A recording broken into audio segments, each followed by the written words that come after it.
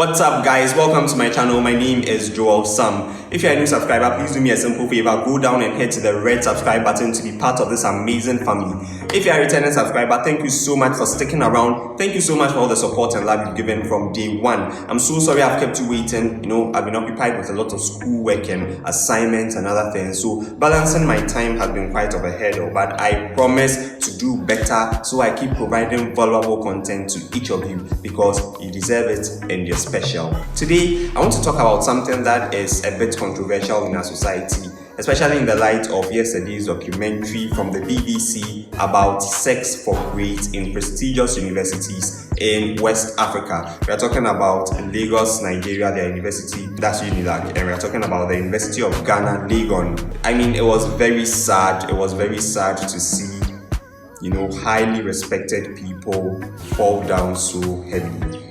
I don't want to pass judgment because we are human beings and we have frailties and weaknesses. But what I can say unequivocally is that sexual harassment of any form must not be encouraged. It must be condemned, especially when it is used by people in power, people in authority to take advantage of the weaker ones and those who are vulnerable. It must be condemned. That I can say unequivocally. So we thank the BBC for this documentary, and we hope that the relevant stakeholders will put measures in place to ensure that there's more transparency in the system and the vulnerable in society are protected. Here's my beef. You notice the hype that was put around this particular documentary, the days leading up to the premiere and the showing of the documentary. We saw the hype, we saw the suspense, we saw all the drama, we saw all the news. I don't have any problem with that, it's good. But I feel, and I repeat, I've said it on so many platforms, and I'm saying it I think on the first time here, but I think it's important to mention it, that we always have to tell both sides of the story. The picture being created is that Africa is a land of doom and gloom, and that bad things take place here. You mentioned Africa and it's synonymous with terrorism, bad things, sexual harassment, all of that. That is not true. It happens all over in the world, and we've seen from some articles which I imagine, this canker of sexual harassment in universities is not peculiar to Africa or to West African universities. It happens in Europe and all over the place. I'm not saying that they shouldn't be reported. I mean, it's a good thing bad things are reported so that we become aware of them and see how we can improve society. What I'm saying is that we must tell African stories which are positive with the same enthusiasm and zeal. Just yesterday, while we were lambasting African universities for this sexual canker, Rwanda was doing something amazing. Paul Kagame inaugurated a new ultra-modern, phone manufacturing plant. In Africa, we've seen phone assembly plants all over the place. In Ghana, like this, we had RLG, we have Techno. These companies assemble the phones here and then they sell them. In Rwanda, the story has changed dramatically. This is a phone manufacturing company. They make the components, each and every part of them, the chips, the boards, every single component.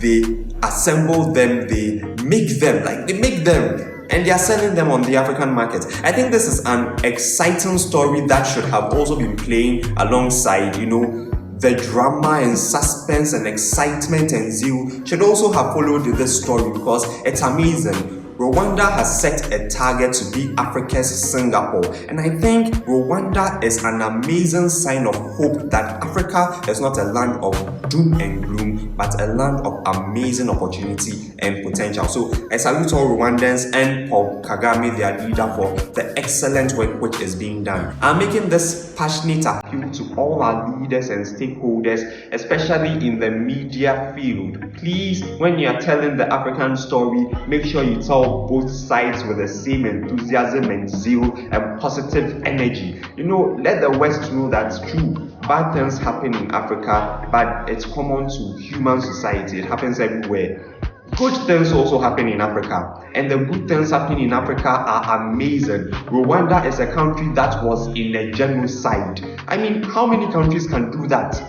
How many countries can do that? It is an amazing story we have to talk about, because it's a story of hope, of progress, of development, of joy. It's an amazing story to tell. Every week there's something amazing happening in Africa, in Rwanda, in Ghana, in Nigeria, all over the continent. There are amazing things happening. And I think we must begin to champion the telling of the African story, the telling of good African stories. So, well, my condolences to especially those who were badly affected by sexual harassment.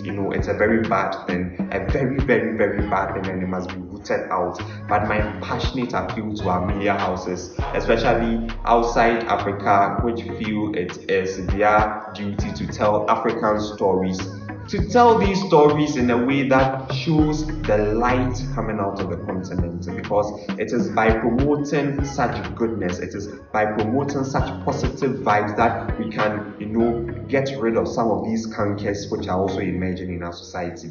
Thanks so much for watching. I know that this video has been just a pure rant. I'm sorry, but it was on my heart and I felt I just had to take it on. I'd love to know what you think about what I just said in the comments box below. Please leave your comments below. Respect one another. I beg you, respect one another. Let it be civil, let us exchange ideas in a very academic and intelligent manner. No insult, no racism, no xenophobia. Please keep the comment box clean. And I'll see you again in my next video right here. Peace.